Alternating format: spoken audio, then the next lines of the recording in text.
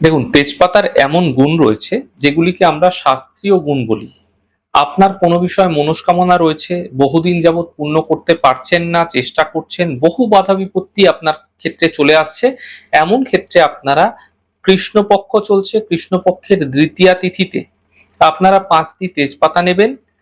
মাথায় রাখবেন 5টি তেজপাতা যেন নিখুঁত হয়, ছেঁড়া ফাটা না থাকে, সেদিকে লক্ষ্য রাখবেন। 5টি তেজপাতাতে আপনারা আপনার মনস্কামনা চন্দন দ্বারা লিখে নেবেন। চন্দন ভালো করে বেটে সেই চন্দন দ্বারা আপনারা আপনার মনস্কামনা তেজপাতার চকচকে দিকটিতে লিখে নেবেন। এই প্রক্রিয়া কৃষ্ণপক্ষের দ্বিতীয়া তিথিযুক্ত দিন থেকে শুরু করে পরবর্তী পূর্ণিমা তিথি পর্যন্ত প্রতিদিন একটি নির্দিষ্ট সময় করে, সকালবেলা হতে পারে, সন্ধ্যেবেলা হতে পারে, রাত্রেবেলা হতে পারে, একটা নির্দিষ্ট সময় করে করুন। এমনটি আপনাকে প্রত্যেকদিন লিখে যেতে হবে এবং প্রত্যেক দিনকার তেজপাতাগুলি একটি পেতলের পাত্রে আপনারা জমা করতে থাকবেন।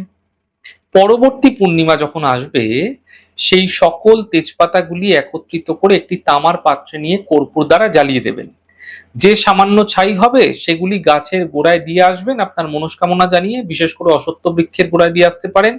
এই ছোট্ট প্রক্রিয়ার মাধ্যমে আপনাদের বিশেষ মনস্কামনা অবশ্যই পূর্ণ হতে আপনারা দ্রুত দেখতে পাবেন।